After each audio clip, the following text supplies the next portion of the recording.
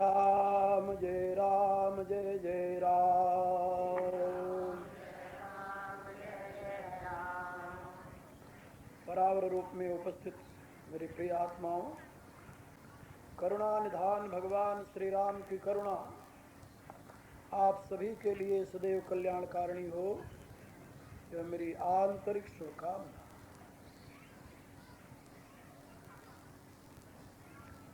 आज मेरे ज्ञान सत्र का ये 9वां दिन है और इस गीता प्रवचन का आखिरी दिन। एक बैठक और है रात्रि में, जो रामायण से संबंधित आपको कुछ बातें उसमें बताई जाएंगी।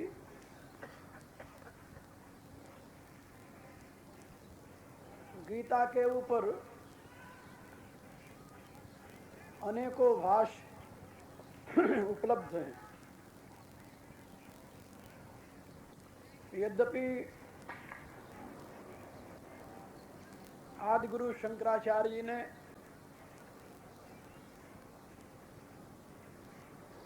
अपने भाष्य में अनेकों अन्य भाष्यों का जिक्र किया है, लेकिन वो भाष्य उपलब्ध नहीं।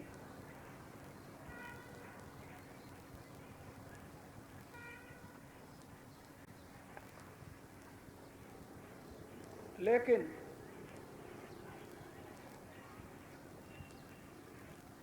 एक भाष्य जिसको हनुमत पैचाश्य भाष्य कहते हैं, वह उपलब्ध है और विद्वानों की राय है कि उसी भाष्य के आधार पर भगवान शंकराचार्य जी ने अपने भाष्य की व्याख्या की या प्रतिष्ठा की है। भारत के महान विद्वान और भगवत्पाद आचार्य शंकर के संप्रदाय के आदरणीय महान विद्वानों में जिसका मुख्य स्थान है, जो भारत के संतों में भी अपना प्रमुख स्थान रखते हैं, विरक्त शिरोमणि स्वामी व्यामदेव जी महाराज, उनसे चर्चा जब हुई तो उन्होंने कहा कि हम ऐसा ही मानते हैं कि हनुमत पैचाश्य भाष्य जो है वह भगवान भाष्यकार शंकराचार्य जी से पूर्व का है और उसी के आधार पर उन्होंने अपने भाष्य का विस्तार किया है। हनुमत पैचाश्य भाष्य की कथा यह है कि जिस समय भगवान श्री कृष्ण महाभारत के युद्ध में विषादग्रस्त अर्जुन को माध्यम बनाकर गीतामृत का उपदेश कर रहे थे, उस समय भगवान मारुति अर्जुन के ध्वजा के ऊपर विराजमान थे, क्योंकि उन्होंने वरदान दिया था अर्जुन को और बाद में उन्होंने भीम को भी ये बात कही थी। जब भीम ने प्रार्थना की कि महाभयंकर युद्ध होने वाला है, प्रभु आप इसमें हमारी सहायता करें, तो भगवान मारुति मुस्कुराए, कहा कि मैं वहां सहायता करने के लिए किसके साथ युद्ध करूंगा,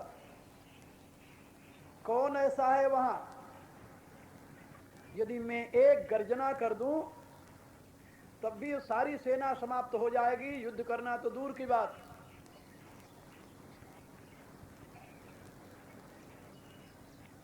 मैंने युद्ध किया है रावण से, मेघनाथ से, कुंभकर्ण से, त्रेता के उन महान वीरों से जिनकी तुलना में इस समय के वीर अंश मात्र भी नहीं है।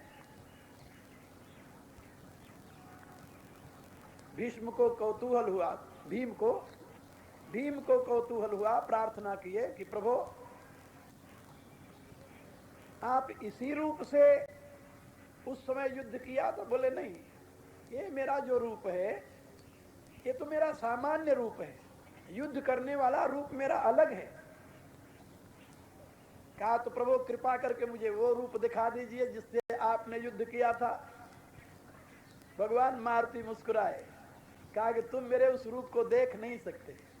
क्यों नहीं देख सकते? कहा तुम डर जाओगे, भयभीत हो जाओगे और तुम्हारे में चेतना लुप्त हो जाएगी मेरे उस रूप को देखोगे तो। भीम को भी अपने बल पर बड़ा गर्व था और महाभारत काल का महान योद्धा था वो, जो हाथी को पकड़ करके घुमा करके आकाश में फेंक देता था।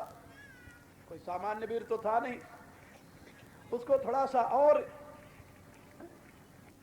अपने अहंकार को संभालते हुए भावना आई, कैसी बातें कर रहे हैं, मैं डर जाऊंगा किसी रूप को देख करके? कहा नहीं प्रभु आप मुझे अपना वो रूप दिखा दीजिए। हनुमान जी ने कहा बहुत अच्छा, अब तुम मेरा वो रूप देखो। तो हनुमान जी जब विशाल रूप धारण करने लगे धीरे धीरे, और वो विकटानन विशाल भयकारी जब विशाल रूप धारण करने लगे तो उनके रूप को देख करके भीम घबरा गया, उसकी आंखें बंद हो गई और उसने प्रार्थना की कि बस प्रभु इससे ज्यादा मैं नहीं देख सकता।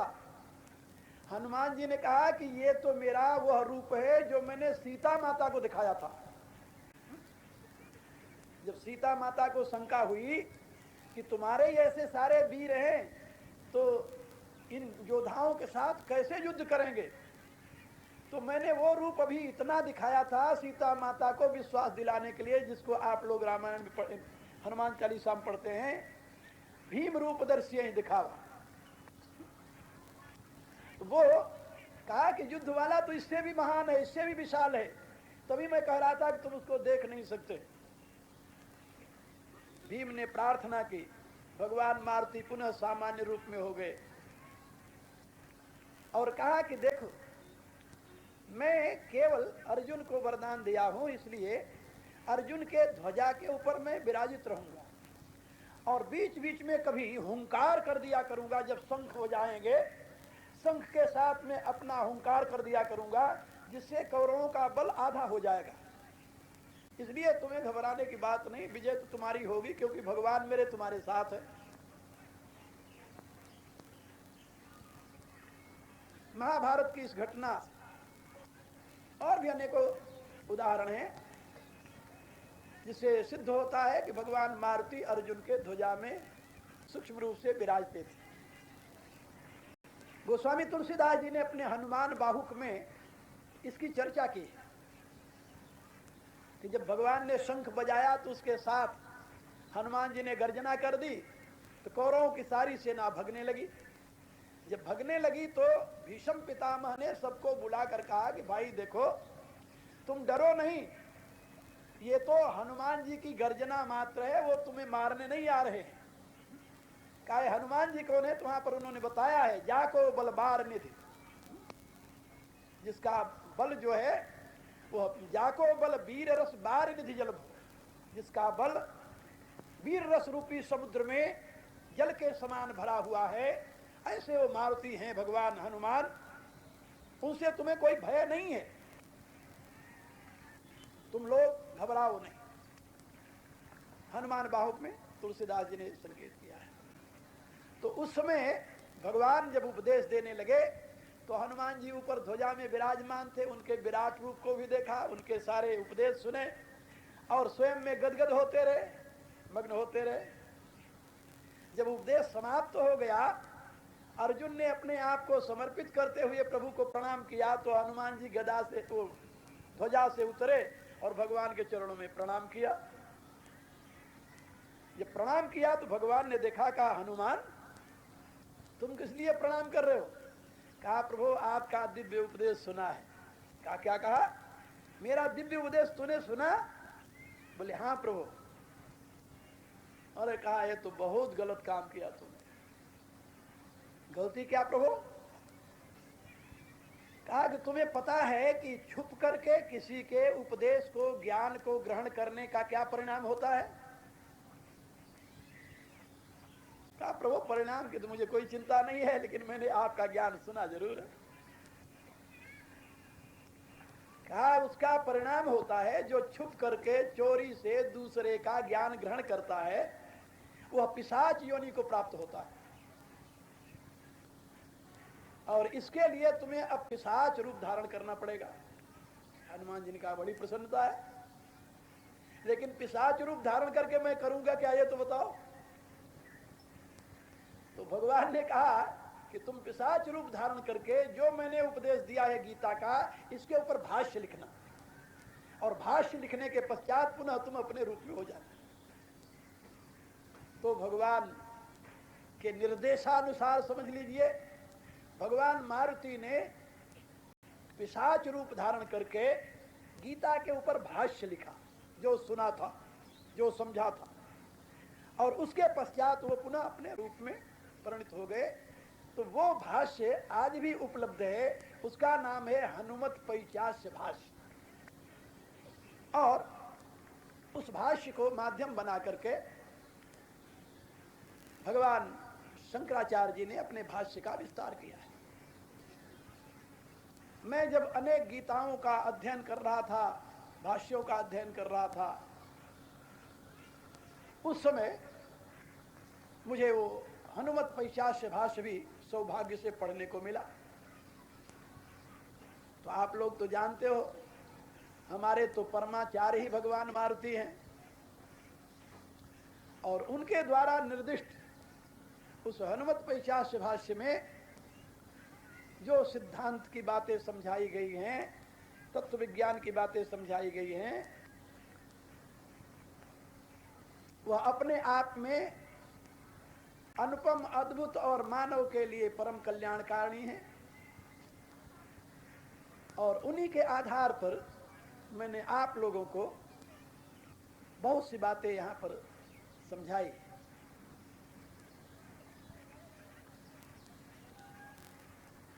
एक बात और आपसे कहना चाहता हूं कि जब कोई भाष्यकार किसी ग्रंथ को माध्यम बना करके भाष्य करता है, तो इसका अभिप्राय नहीं होता कि वो जो ग्रंथकार है उसकी भावना को अभिव्यक्त कर रहा है।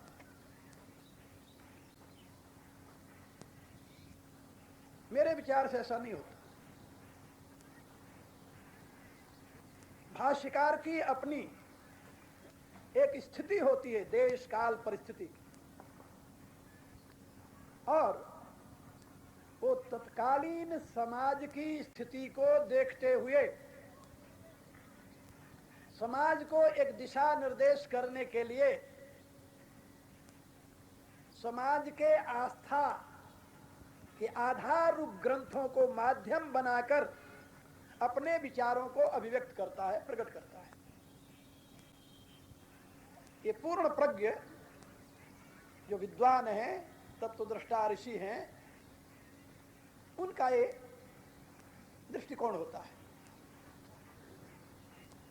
भगवान ने तो गीता में जो बात कही, एक ही बात कही होगी, अनेक बात तो कही नहीं, एक श्लोक के लिए तो एक ही बात कही होगी, लेकिन उस पर अब तक जितने आचार्य हुए हैं सब ने अपने अपने ढंग से उसकी व्याख्या की है, क्योंकि ये अपने इन्वायरमेंट, अपने वातावरण के अनुसार।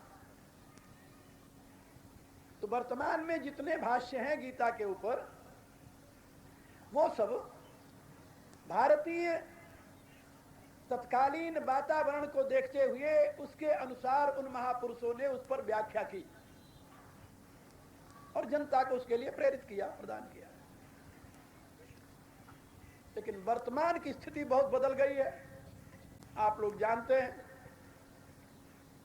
बहुत सी मान्यताएं जो उन दिनों में केवल मान्यताएं थी, आज वह विज्ञान के प्रकाश में मान्यताएं नहीं रह गई, वह बुद्धिगम्य हो गई हैं और उसको बुद्धि के प्रकाश में अच्छी प्रकार से जाना जा रहा है। ये विज्ञान का युग है और तत्कालीन स्थितियों में जिनको अपने भारत की सीमा से परे का केवल इतना ज्ञान रहा होगा कि बाहर भी दुनिया रहती है, लेकिन बाहर में रहने वाली दुनिया का क्या मंतव्य है, क्या जीवन प्रणाली है, क्या सोच है, इसके विषय में उनको विशेष जानकारी नहीं थी। साथ ही जैसे आज विचारों का संघर्ष चल रहा है, 4 प्रकार की विचारधाराएं, उनका आपस में संघर्ष है और जो विचारधारा विज्ञान सम्मत विवेक सम्मत होगी, कुछ दशकों बाद उस विचारधारा की प्रतिष्ठा समाज में हो जाएगी, बाकी सब निरस्त हो जाएंगे। 4 विचारधाराएं कौन सी हैं? एक तो ईश्वरवादी विचारधारा है। ईश्वरवादी विचारधारा जिस विचारधारा को वहन कर रही है क्रिश्चियनिटी और इस्लाम, ये ईश्वरवादी विचारधारा के लोग हैं। उनकी मान्यता यह है कि सृष्टि को ईश्वर ने बनाया और ईश्वर ने जैसे सृष्टि बनाई, सृष्टि में प्राणी और पदार्थ बनाए, वैसे ईश्वर ने मनुष्य भी बनाया और मनुष्य का यह जीवन पहला है और आखिरी है। इससे पहले वो नहीं था और बाद में भी नहीं रहेगा, फर्स्ट एंड लास्ट। और जैसे हर एक प्राणी बना है वैसे ही मनुष्य बना है। ये पहला उसका जन्म है, आखिरी जन्म है। और यदि वो ईश्वर की शरण स्वीकार कर ले तब तो ईश्वर के राज्य में उसको प्रवेश मिल जाएगा, और यदि ईश्वर की शरण स्वीकार न करे तो उसे ईश्वर के राज्य में प्रवेश नहीं मिलेगा। उसके बदले में अंग्रेजी में उसे हेल कहते हैं और अरबी में मुझे दोजक कहते हैं, उसे वहां जाएगा। हमारी भाषा में जिसे नरक कहते हैं, समझ। यह ईश्वरवाद की मान्यता है। अब इस ईश्वरवाद के सामने अनेकों प्रश्न खड़े हो गए कि भाई ईश्वर ने दुनिया किस लिए बनाई। पहली बात तो ये, चलो बनाई भी तो क्या ये पहला जन्म दिया और आखिरी जन्म दिया? बोले हाँ। क्या ईश्वर समझदार है, विवेकी है, ज्ञानवान है, या मुनार्क है, अज्ञानी है, अहंकारी है? कहा नहीं, ईश्वर समझदार है, ज्ञानी है और सबका कल्याण करता है वो। कहा ये कौन सी कल्याण की बात है? भाई मनुष्य को पहली बार बनाया, अब मनुष्य के जीवन का आधा भाग तो सोने में निकल जाता है, रात्रि है, आधे भाग जागता है वो बेचारा, और उसमें भी कुछ वर्ष तो बच्चेपन में खत्म हो जाते हैं जबकि बोध नहीं होता, और कुछ बोधावस्था में, और कुछ वृद्धावस्था में निकल जाते हैं जबकि वो कुछ कर नहीं सकता। यदि ऐसे समझ लिया जाए कि 100 वर्ष की मनुष्य की आयु है, उसमें 15 वर्ष बालपन में बिता दिया और 15 वर्ष मरते समय असहाय होकर के, वृद्ध होकर के उसमें चला गया, तो 30 वर्ष तो ये निकल गए। बोले हाँ, फिर रहा कितना? कहा 70 वर्ष। कहा 70 वर्ष में आधी उसकी रात्रि निकल गई। फिर कितना रहा? कहा 35 वर्ष। कहा 35 वर्ष में सारा काम ही तो नहीं करता, वो भोजन भी करता है, मलमूत्र त्याग करता है, और भी तो कुछ काम करता है ना। कहा चलो ये भी मान ले, चलो इतना मान ले कि उसने 25 वर्ष काम किया है, और 25 वर्ष काम के बदले बुराई किया उसने 25 वर्ष, और 25 वर्ष की बुराई के बदले में उसकी सजा कितनी लंबी मिली भाई? उठाकर कहां डाला? दोजक में, यानी नरक में। कब तक के लिए? कहा वो तो दोबारा तो आएगा ही नहीं, वो तो नरक में ही रहेगा।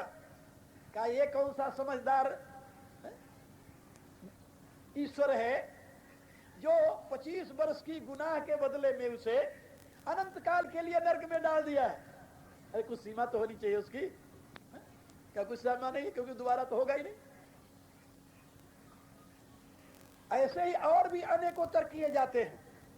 कि पहली बार जब जीव जन्मा तो एक को उसने धनी के यहाँ पैदा किया, दूसरे को दरिद्र क्या क्यों कर दिया भाई?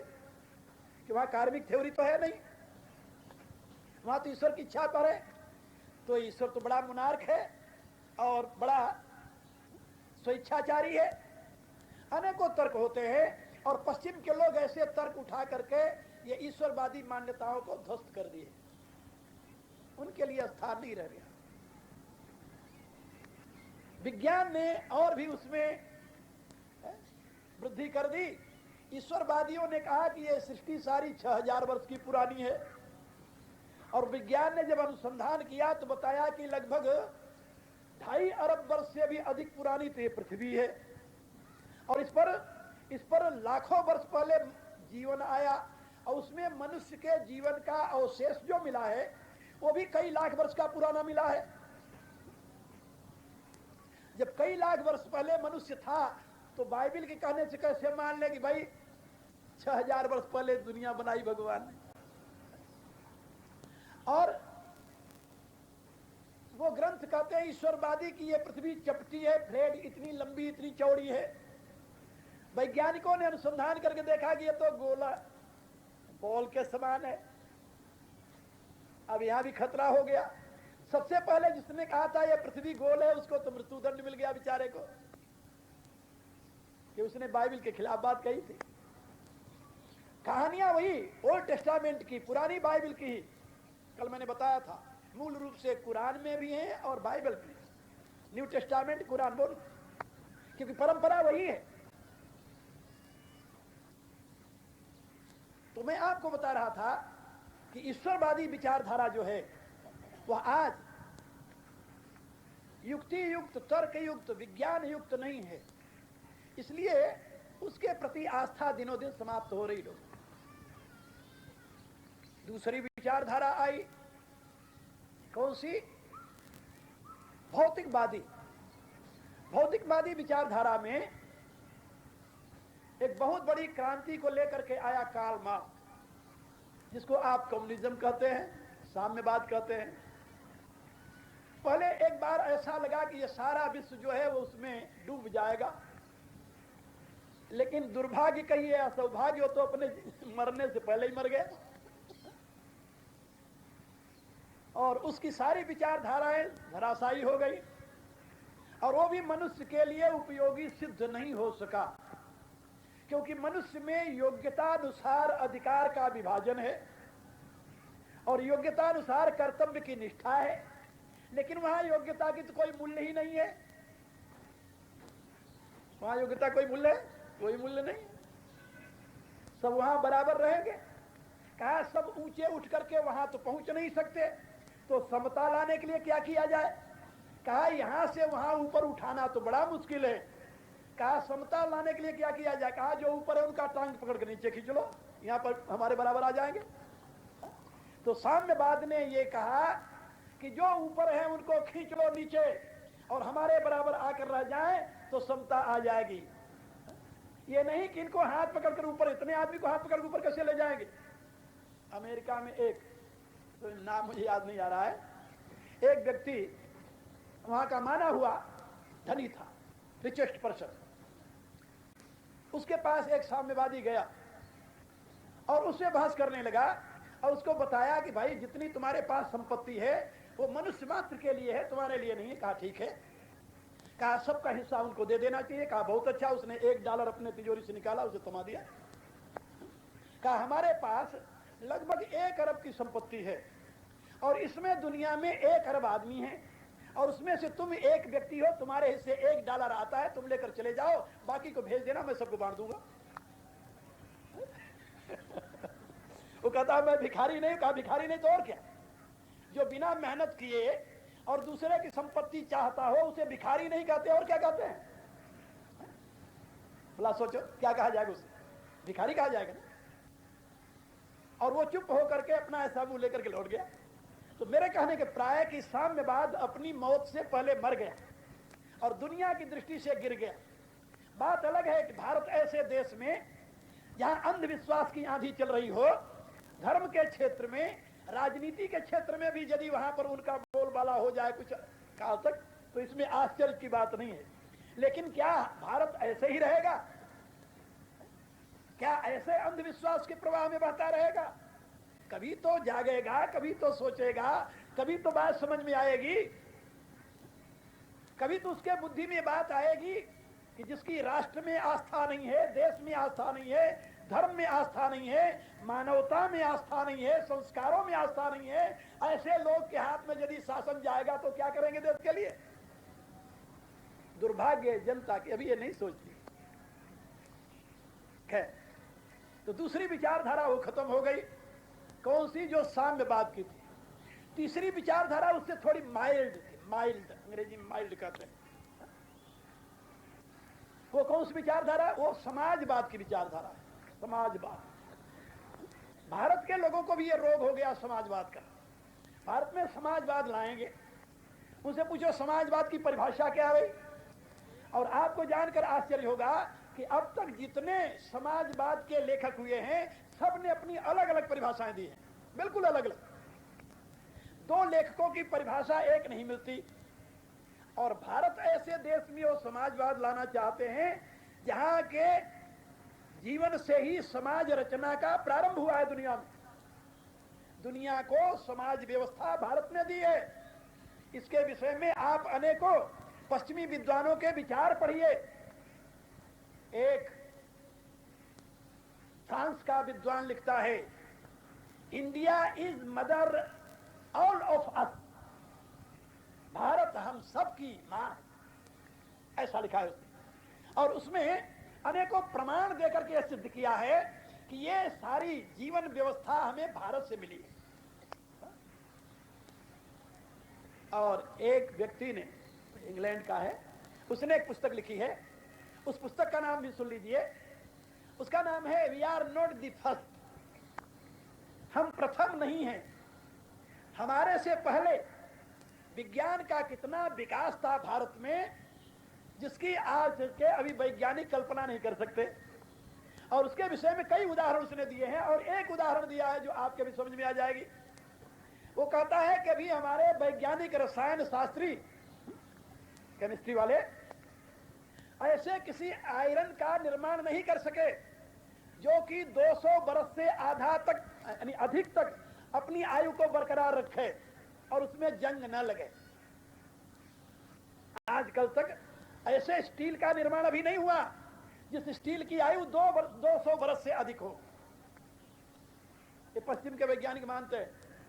लेकिन वो कहता है कि इन वैज्ञानिकों को भारत में जाकर के दिल्ली में कुतुब मीनार के बगल में एक लोह स्तंभ गड़ा हुआ है जो लगभग 2500 वर्ष का पुराना है और बिल्कुल खुले में है। वो उस पर बारिश पड़ रही है, हवा बह रही है, धूप पड़ रही है, शीत पड़ रही है, लेकिन आज दिन तक उसमें जंग नहीं लगा।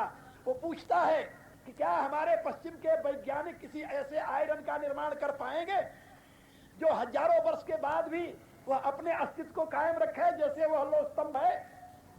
वो पूछता है कि उस समय भारत का रासायनिक विज्ञान कितना महान रहा होगा जिस समय उस प्रकार के आयरन पिलर की ढलाई हुई थी। वो पूछता है। मेरे कहने का प्राय कि जिस देश से समाज संरचना की व्यवस्था की गई, जिस देश में योग्यता अनुसार कर्तव्य का विभाजन किया गया, जिस देश में आवश्यकता अनुसार अपनी पूर्ति की व्यवस्था दी गई, जिस देश में व्यक्ति के लिए जन्म के पश्चात अपने रोजी रोटी के लिए चिंता नहीं करनी पड़ती थी, वही देश भारत है। बोले हाँ। आप जरा चाइनीज यात्री का संस्मरण पढ़ें, फिर मैं बार बार आपको याद दिलाता हूं। मेगास्थनीज का संस्मरण पढ़ें, जो सेलुकस का यहां पर एम्बेसिडर था, मेगास्थनीज। और चाइनीज यात्री ह्यून सांग, उसके बाद में फाहियान, इन सबके संस्मरण पढ़ें आप, और भारत के वैभव को, भारत की गरिमा को, भारत के अतीत को जानने में आपके लिए मददगार होगा। आप अनुभव करेंगे कि समाज संरचना की व्यवस्था जिस प्रकार से 4 वर्ण और 4 आश्रम के रूप में हमारे अतीत के महापुरुषों ने की थी, दुनिया में आपको ऐसा कहीं नहीं मिलेगा। लेकिन दुर्भाग्य से आज उसी वर्ग व्यवस्था और आश्रम व्यवस्था को लोग कोस रहे हैं। कोस क्यों रहे जानते हो? लेकिन बाद में वो योग्यता के अभाव में जन्मना हो गई। जैसे मैंने आपको उदाहरण दिया था, अपने अतीत का इतिहास पढ़िए। एक क्षत्रिय है, उसका पुत्र शूद्र बन गया।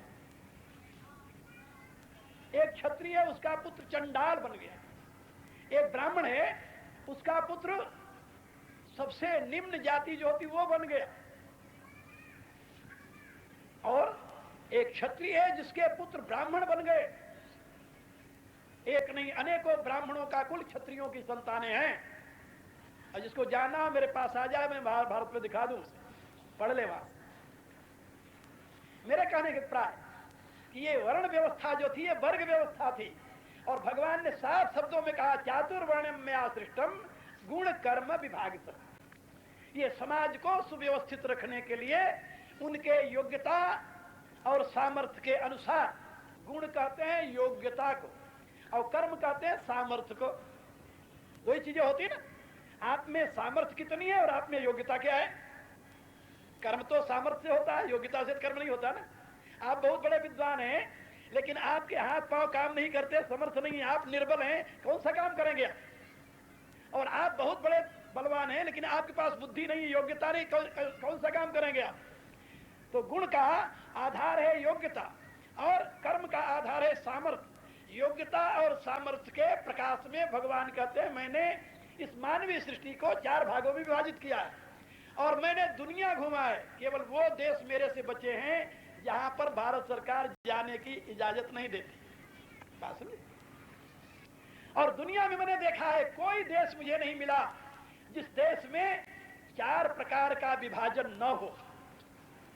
आजकल जो तथाकथित समाज सुधारक हैं उनसे पूछिए कि आपके यहाँ चतुर्थ श्रेणी का कर्मचारी है कि नहीं है।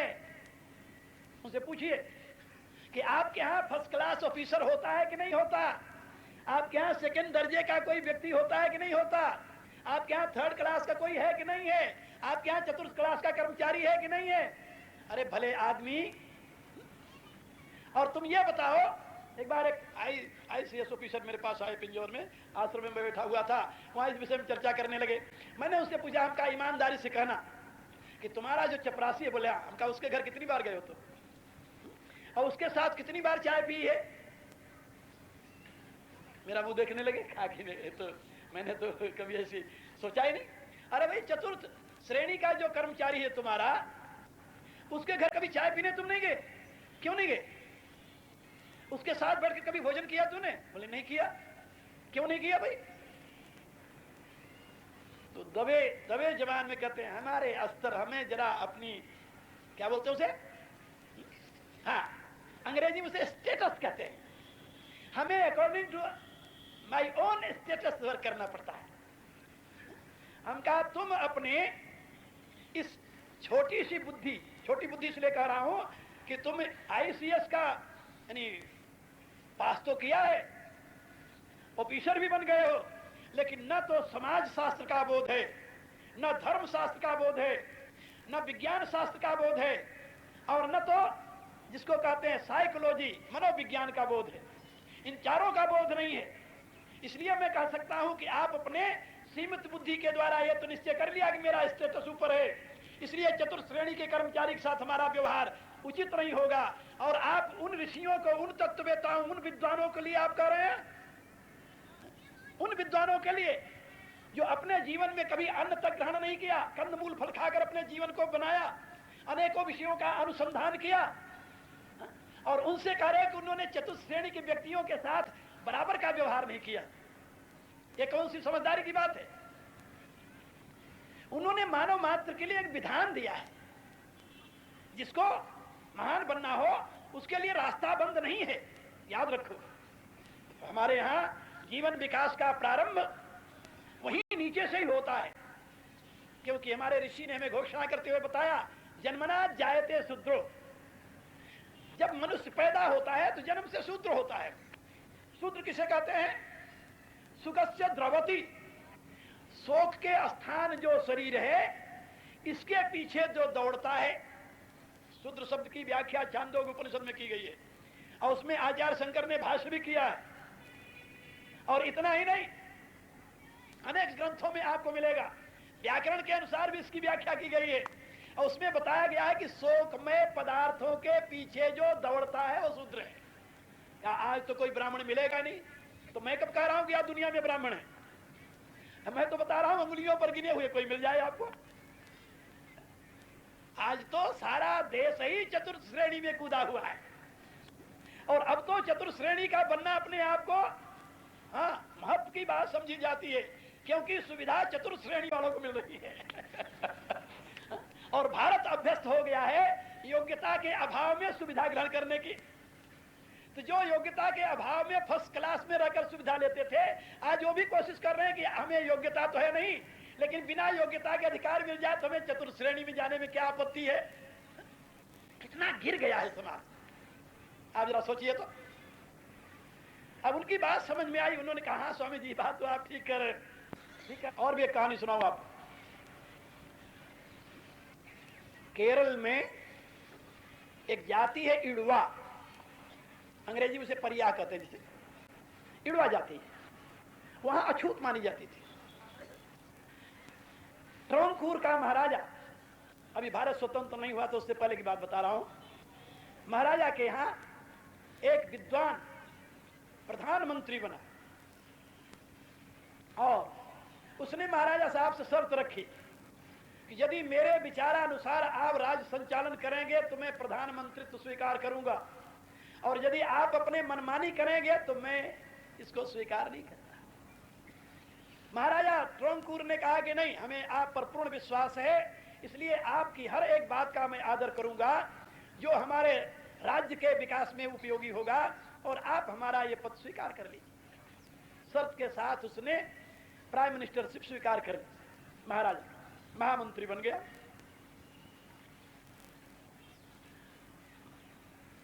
मंत्री बनते उसने घोषणा की, 3 बात की।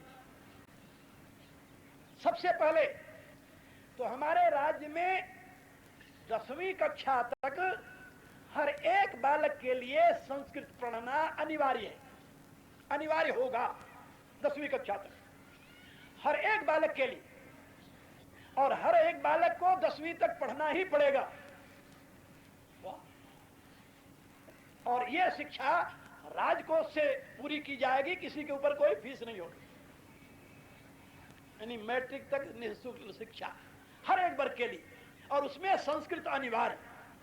पहली घोषणा उसकी यह थी। दूसरी घोषणा उसकी यह थी कि जितने हमारे धार्मिक स्थान हैं उन सारे धार्मिक स्थानों में हर एक मनुष्य को प्रवेश का अधिकार होगा, हर एक व्यक्ति जाकर भगवान की पूजा कर सकता है। यह दूसरी घोषणा थी उसकी। समाज व्यवस्था के लिए और भी उसने इस प्रकार की घोषणाएं की। अब परिणाम क्या हुआ कि इड़वा जाति के बच्चे तो पढ़ते नहीं थे, वो पढ़ने जाते भी नहीं थे, पढ़ते भी नहीं थे, और उनको संस्कृत पढ़ने का तो अधिकार ही नहीं था उससे पहले। लेकिन अब बच्चे जाने लगे, स्कूल में पढ़ने लगे, तो उसमें एक बच्चा, आपको जानकर आश्चर्य होगा, इड़वा जाति का एक बच्चा पूरे ट्रोंकोर में संस्कृत में फर्स्ट आया, प्रथम श्रेणी में उत्तीर्ण हुआ। प्रथम श्रेणी, बहुत महान बात थी। जितने ऊंचे जाति के लोग थे सबके बच्चे उसके नीचे रहे। महाराजा ने उसका सम्मान किया और उसके आगे कॉलेज में, यूनिवर्सिटी में पढ़ाई के लिए फ्री व्यवस्था कर दी गई। लेकिन जब वो गया कॉलेज में पढ़ने के लिए तो वहां जो विद्वान पढ़ा रहे थे संस्कृत, उन्होंने इनकार कर दिया कि मैं तुम्हें संस्कृत नहीं पढ़ा सकता क्योंकि तुम इड़वा जाति के हो। उसने कहा कि मैंने तो संस्कृत पढ़ी है, 10वीं तक संस्कृत में बातचीत करता था, वो संस्कृत बोलता था। उन्होंने कहा कि बात है कि कानून जो राज्य का है वो 10वीं तक है, इससे ऊपर नहीं है, इसलिए हमारे कॉलेज में वो कानून लागू नहीं होता। 10वीं तक तुम्हें पढ़ने की सरकार ने छुट्टी दी थी, पढ़ लिया तुमने, इससे आगे मैं नहीं पढ़ा सकता। अस्वीकार कर दिया। बड़ा निराश हुआ, बहुत दुखी हुआ। अब क्या करे? हृदय में उसके बड़ी तड़प आई और वो विचार करने लगा कि मैं किसी महापुरुष के पास जाऊं जहां मैं। अब इस चाह को लेकर के वो व्यक्ति घूमने लगा सौभाग्य से वो पहुंच गया मद्रास के श्रृंगे, यहाँ पर ये कांचीवरम, यहाँ शिव कांची और विष्णु कांची है। कांचीवरम में वहां आचार्य शंकर का यानी एक पीठ है, यहाँ जगत गुरु बैठते हैं। यहाँ के आजकल पिछले दिनों जगत गुरु बड़े प्रसिद्ध थे, यहाँ घूमते रहे भारत में। उस मठ में वो पहुंच गया और वहां के जो आचार्य थे जगत गुरु के पद पर, उनको जाकर प्रणाम किया और उनके सामने अपनी सारी कहानी सुना दी। संस्कृत में उनसे अपने निवेदन किया। वो महापुरुष सुन करके प्रसन्न हो गए। कहा, वत्स मैं तुम्हें आशीर्वाद देता हूं, तुम चाहते क्या हो मेरे से? उसने कहा कि मैं अपने ग्रंथों को पढ़ना चाहता हूं, वेद शास्त्र को पढ़ना चाहता हूं। उन्होंने कहा कि मैं यहां पढ़ाता हूं वेदांत, लेकिन यदि मैं तुम्हें इन बच्चों के साथ जो यहाँ ब्राह्मणों के बच्चे पढ़ रहे हैं उनके साथ बैठा कर पढ़ाऊंगा तो यहाँ आंदोलन शुरू हो जाएगा और ये तुम्हें पढ़ने नहीं देंगे। मैं चाहते हुए भी तुम्हें पढ़ा नहीं पाऊंगा। तो तुम्हारी स्मृति बड़ी तीव्र है, तुम्हारे लिए एक मैं मार्ग बताऊं, यदि तुम वो मार्ग अपना लो बेटे तो तुम पढ़ लोगे। उसने कहा, बताइए। कहा, जब मैं पढ़ाने बैठूं तो तुम पढ़ने के लिए मत बैठो, तुम पंखा लेकर के मेरे पीछे हाँकते रहो मुझे, और जो मैं पढ़ाऊंगा तुम सुनते रहो, और सुनने के बाद तुम ग्रहण करते रहो, और जो तुम्हारे समझ में नहीं आवे बाद में मेरे से पूछ लिया करना। पढ़ाना क्या होता है? ये सुनना होता है ना। अरे भाई, प्रोफेसर व्याख्यान दे रहा है, विद्यार्थी सुन रहे हैं, जिसकी बुद्धि कमजोर है वो नोट ले रहा है, जिसकी बुद्धि कमजोर है बैठा सुन रहा है, याद कर रहा है। उस बच्चे ने कहा कि इसमें तो मेरी और प्रसन्नता है कि आपकी सेवा के साथ मुझे विद्या मिलेगी। आचार्य ने व्यवस्था कर दी। जब वो पढ़ाने बैठते वेदांत तो वो पीछे से हवा करने खड़ा हो जाता, विद्यार्थी पढ़ते वो सारी सुन लिया। इस प्रकार से उस बालक ने प्रस्थानत्रयी जो है हमारे यहाँ सनातन धर्म का मुख्य ग्रंथ पूरा कंठस्थ कर लिया, याद कर लिया, पढ़ लिया। पढ़ने के बाद जब वो सुयोग्य बना तब उसने गुरुदेव के चरणों में प्रणाम किया। 3 वर्ष में प्रस्थानत्रयी की पढ़ाई पूर्ण होती है। 3 वर्ष बाद उसने गुरुदेव के चरणों में प्रणाम किया। कहा, गुरुदेव अब मुझे आशीर्वाद मिले। कहा, तुम क्या करोगे? वो कहा, जो आपकी आज्ञा। कहा, तुम जाकर अपने वर्ग के लोगों को, यानी इड़वा जाति के लोगों को, जो ज्ञान विज्ञान तूने प्राप्त किया है इसको बांटो और उस जाति को तुम जागृत करो। कोई जाति जन्म से नीच नहीं होती, कोई ऊंच नहीं होती। ये तो अज्ञानता का प्रभाव है और मैं मजबूर हूं, मैं इसके लिए कुछ नहीं कर सकता, लेकिन तुम कर सकते हो। और जब तक एक गिरी हुई जाति से व्यक्ति उठ करके अपनी जाति को उठाने के लिए प्रयत्न न करे तब तक वो जाति नहीं उठ सकती। दूसरे के उठाने से कोई उठता नहीं है, याद रखो। उस बालक के दिमाग में उन्होंने ये संस्कार भरे और वह बालक, उसने कहा कि फिर मुझे प्रसाद मिल जाए, मैं अपने जीवन को सन्यास में समर्पित करना चाहता हूं। उन्होंने अपना वस्त्र उठाया और उसे दे दिया, ले जाओ, ये मेरा प्रसाद है। इतिहास में पहली बार वो इड़वा जाति का व्यक्ति सन्यासी बना। गुरु के कासाय वस्त्र को धारण करके वो पहुंचा अपने प्रांत केरल में, और केरल में जाकर गांव गांव घूमने लगा, इड़वा जाति को जागृत करने लगा। और आपको ये जानकर आश्चर्य होगा, अब इड़वा जाति केरल में अछूत नहीं गिनी जाती। क्यों? अब वहां पर उनकी अलग यूनिवर्सिटी है।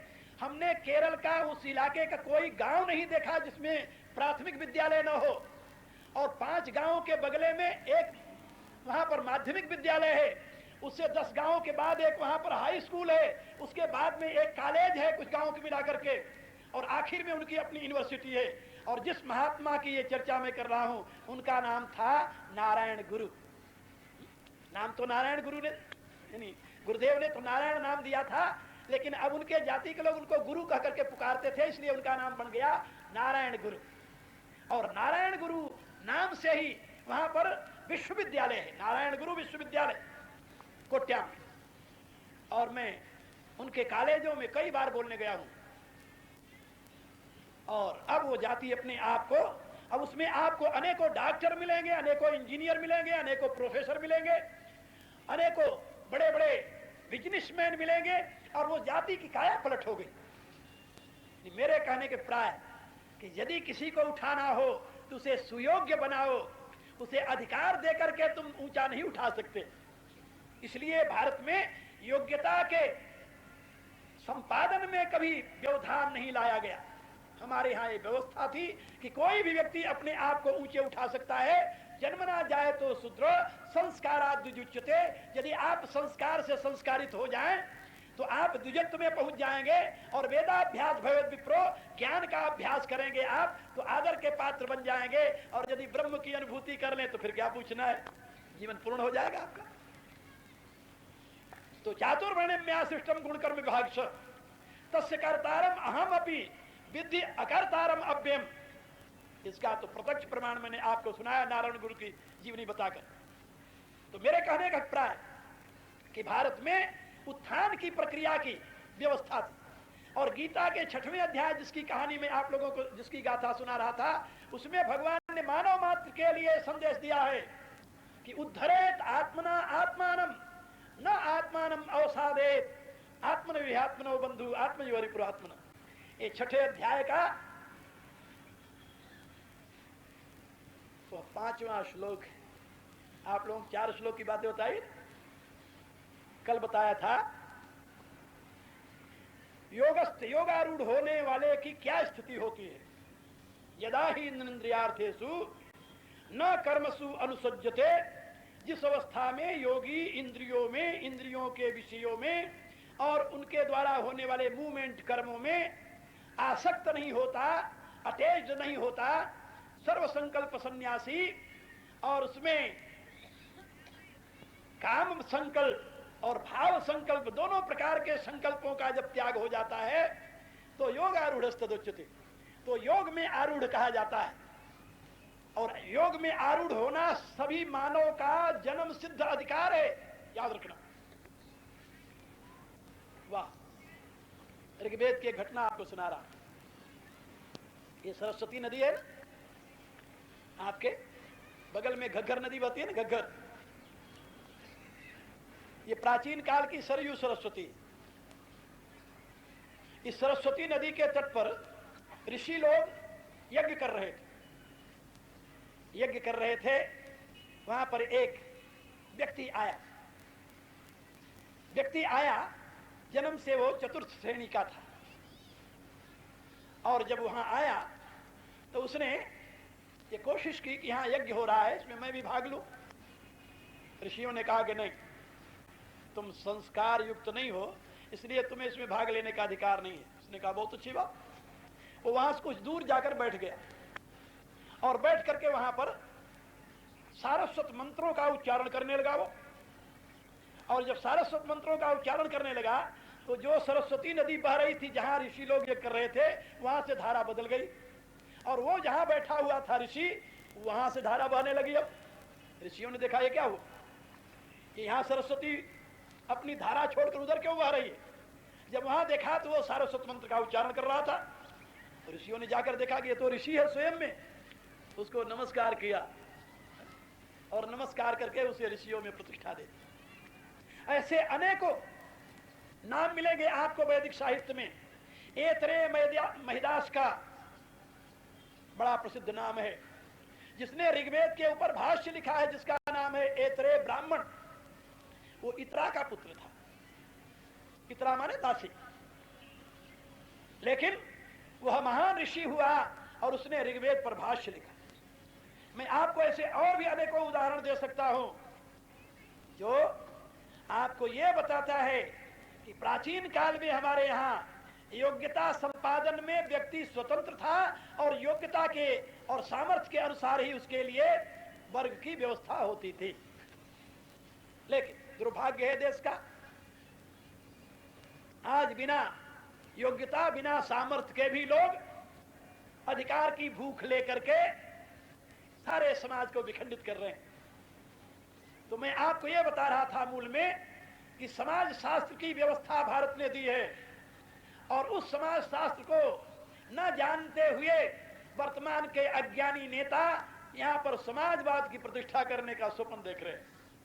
कौन सा समाजवाद प्रतिष्ठित करेंगे वो तो आप लोग देख रहे हो। आपको बहकाकर आपको लूटने वाला समाजवाद। समाजवाद के नाम पर जिस प्रकार से आपको लूट सकते हैं धर्मनिरपेक्ष के नाम पर जिस प्रकार से आपके जीवन को पतित बना सकते हैं, आपके जीवन में सेक्स और स्वेच्छाचारिता का संस्कार दे सकते हैं, वो दूसरे नाम से नहीं हो सकता। इसलिए ये जो तीसरी विचारधारा समाजवाद की है, उसकी ये गति आपने देख ली। मैंने मूल में बताया था कि इसमें 4 विचारधाराएं चल रही थी, उनमें संघर्ष छिड़ा हुआ है, उसमें 3 समझ गए होंगे। अब चौथी विचारधारा सुनिए आप। उस विचारधारा का नाम है अध्यात्मवाद। अध्यात्मवाद, और वो विचारधारा कहां से आई है? वेद से। उसका मूल आधार क्या है? वैदिक विज्ञान। अध्यात्मवाद, साम्यवाद, समाजवाद, ईश्वरवाद, ये विद्वानों की दृष्टि से फेल हो चुके हैं, याद रखो। अब लोगों की दुनिया की आशा केवल एक अध्यात्मवाद पर टिकी हुई है। लेकिन दुर्भाग्य से जिस देश ने दुनिया को अध्यात्मवाद दिया, वह देश ही उस अध्यात्मवाद से अनभिज्ञ है, उसकी महत्ता से अनभिज्ञ है, उसकी जीवन प्रणाली से अनभिज्ञ है, उसकी व्यवस्था से अनभिज्ञ है। आज हमारे जीवन के किसी भी क्षेत्र में सरकार की दृष्टि से अध्यात्मवाद के लिए कोई स्थान नहीं है, बल्कि अध्यात्मवाद के प्रकाश में प्रतिष्ठित जो शाश्वत सनातन धर्म है, उसके उच्छेदन के लिए अनेक प्रकार के प्रयत्न किए जा रहे हैं। बड़े दुख की बात। लेकिन याद रखो, जैसे महर्षि वाल्मीकि ने लिखा है कि जब तक जंगलों से युक्त ये हिमालय पर्वत रहेगा, जब तक अगाध जल से भरा हुआ ये समुद्र रहेगा, और जब तक ये मेदिनी माने ये पृथ्वी रहेगी, तब तक राम का आदर्शमय चरित्र मानव जाति के समक्ष आदर्श बना रहेगा। जैसे महर्षि वाल्मीकि ने रामचरित्र के विषय में, राम कथा के विषय में घोषणा की है, यही सत्य मैं आप लोगों के सामने पुनः घोषित कर रहा हूं कि जब तक मानव समाज विवेक का पक्षपाती रहेगा, बुद्धि का पक्षपाती रहेगा, जीवन विकास का पक्षपाती रहेगा, रोटी कपड़ा मकान में ही अपने जीवन की इतिश्री नहीं समझेगा, जीवन के रहस्य को जानने का जिज्ञासु रहेगा, तब तक यह वैदिक विज्ञान दुनिया में अपना प्रकाश प्रकाशित करता रहेगा। कोई दुनिया की ताकत इस अध्यात्मवाद को नष्ट नहीं कर सकता। थोड़े काल के लिए दबाया जा सकता है। चाणक्य की नीति अध्यात्मवाद पर है, गुप्त काल का वैभव अध्यात्मवादी है, हर्षवर्धन के काल का वैभव अध्यात्मवादी है, शुंग के काल का वैभव पतंजलि के प्रकाश में अध्यात्मवादी है। मैं राम और कृष्ण की गाथा आपको नहीं सुना रहा, वो तो त्रेता और द्वापर की बात हो गई। मैं आपको इस कलयुग की घटना बता रहा हूं। हर्षवर्धन घोर कलयुग में हुए हैं, गुप्त वंश इस कलयुग में हुआ है, शुंग वंश कलयुग में हुआ है, मौर्य वंश कलयुग में हुआ है, और ये सारे आदर्श राज्य का संचालन करते रहे, और उस समय के युग को भारत का स्वर्णिम युग मानते हैं। इतिहास में पढ़ा होगा आप लोगों ने, गोल्डन एज ऑफ इंडिया। तो मैं आप लोगों से निवेदन कर रहा था कि आज दुनिया की आंखें अध्यात्मवाद पर लगी हुई है, और अध्यात्मवाद का मूल ग्रंथ है भगवत गीता। इससे महान कोई ग्रंथ नहीं है। और भगवत गीता की घोषणा है, वो मनुष्यों उद्धरेत आत्मना आत्मानम न आत्मानम अवसादे। अरे तुम अपनी बुद्धि के द्वारा अपने आप का उद्धार करो। आत्मना माने बुद्धि, बुद्धिया उद्धरेत आत्मना आत्मानम, तुम अपने बुद्धि के प्रकाश में अपना उद्धार करो। उद्धार माने उतार, उतार माने ऊपर उठाओ। अपने बुद्धि के प्रकाश में तुम अपनी आत्मा को ऊपर उठाओ। ना आत्मानम अवसादे, उस आत्मा को इस संसार कीचड़ में डुबो मत, इस विषय वासना में डुबो मत, अपनी आत्मा का पतन मत करो। उद्धरेत आत्मना आत्मानम न आत्मानम अवसादे। और याद रखो, दुनिया में कोई किसी का दुश्मन नहीं है, कोई किसी का मित्र नहीं है। क्या तो फिर आत्मैव आत्मनो बंधु और आत्मैव रिपुरात्मन। तुम्हारी आत्मा ही तुम्हारा मित्र है, तुम्हारी आत्मा ही तुम्हारा शत्रु। यहाँ आत्मा माने मन, तुम्हारा मन ही तुम्हारा शत्रु है और तुम्हारा मन ही तुम्हारा मित्र है। एक दिन और मैंने बताया, यस्तु अविज्ञानवान भवति अमनस्क सदा असुचि। वेद कहता है कि जो अविज्ञानवान है, यानी बुद्धि के प्रकाश में जो अपने जीवन प्रणाली को प्रतिष्ठित नहीं करता, और जिसका मन सदा अपवित्र है, स्वच्छंद है, जिसका जीवन पतित है, अपवित्र है, न स तद पदम आपनोति, वह उस उच्चतम अवस्था को प्राप्त नहीं करता। संसारम चाधिगच्छति, वो संसार में ही डूबता है। लेकिन यस्तु विज्ञानवान भवति समनस्क सदा शुचि,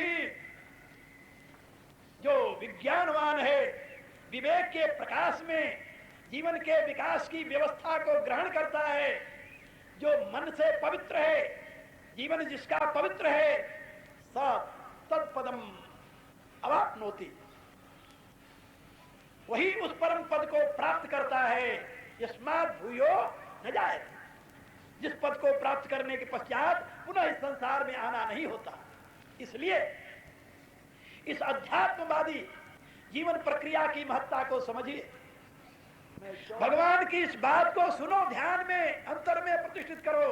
उद्धरेत आत्मना आत्मानम न आत्मानम अवसादे।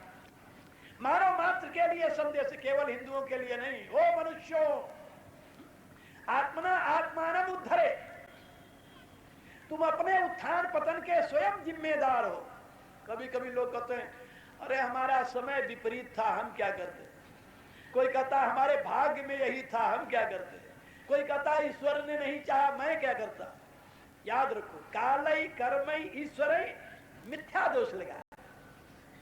जो काल को, कर्म को, ईश्वर को दोषारोपण करता है, ये मिथ्या है, भ्रांति है, अपनी निर्बलता को छिपाने का एक आड़ है। यथार्थ क्या है? यथार्थ ये है कि मनुष्य अपने उत्थान और पतन का स्वयं जिम्मेदार है। जाति, राष्ट्र, समाज, व्यक्ति, परिवार, ये अपने उत्थान और पतन के स्वयं जिम्मेदार है। यदि किसी परिवार को तुम दरिद्र देख रहे हो तो ये मत सोचो किसी ने उन्हें दरिद्र बनाया है, नहीं। यदि कोई व्यक्ति निर्बल है और कोई बलवान उसके ऊपर शासन कर रहा है, तो उसमें निर्बल का कसूर है या बलवान का? क्या समझे? किसका कसूर है? आप अपनी बात देख लीजिए। आप कहीं रास्ते में जा रहे हो, भीड़ है, किसी ने आपको धक्का मार दिया, आप उसकी तरफ देखे, धक्का मारने वाला आपसे कमजोर है, तो आप क्या कहेंगे? ऐ मूर्ख, देखकर नहीं चलता। ये आपको जो ये शब्द बोलने के लिए प्रेरित किया, किसने किया? उसकी निर्बलता, कमजोरी। और जब किसी बलवान का धक्का लगा तो आप क्या कहते हैं? हे भैया जरा देख कर चलो। ये जो सज्जनता की भाषा बोलने के लिए आपको मजबूर किया, किसने किया? उसकी ताकत ने। आप जानते हो जरा खड़ा होकर बोलेंगे तो थप्पड़ ऊपर से पड़ेगा। याद रखो, दुनिया में वीर भोग्या वसुंधरा, और दुर्भाग्य से हमें यहां भक्ति के नाम पर निर्बलता का ही पाठ पढ़ाया गया। दुर्भाग्य है देश। ब्रह्म ज्ञान के नाम पर मिथ्यावाद का प्रचार किया गया। भक्ति के नाम पर हमें नीच, दीनहीन, पतित बन करके भगवान को प्रिय होने का पाठ पढ़ाया गया। क्या बताऊं आपको, धर्म के नाम पर क्या कुछ हुआ इस भारत देश में, और उसका परिणाम रहा है 900 वर्ष की गुलामी, यातना, और आज भी उससे हम मुक्त नहीं हुए हैं, नहीं हुए। बिल्कुल, आज भी उसी रास्ते पर चलने के लिए हम उतावले हो जाते हैं। हम तो समझते हैं सौभाग्यशाली आप लोगों को, जिसको कम से कम तत्व विज्ञान की बातें सुनने की चाह तो है। आप यहाँ इतनी मात्रा में 9 दिन तक आकर मेरी बात तो सुन रहे हैं, प्रसन्नता है मुझे। और मुझे विश्वास है कि जितने लोग यहाँ मेरी बातें सुन रहे हैं, वो इन बातों को समाज में प्रचारित और प्रसारित करेंगे, औरों तक पहुंचाएंगे, जन जागृति का एक आंदोलन चलाएंगे। बात याद रखो, भगवान के इस निर्देशानुसार अपने जीवन को विकास की दिशा में आगे बढ़ाने का दृढ़ संकल्प लेकर के मेरे साथ आप सभी प्रभु से प्रार्थना करेंगे।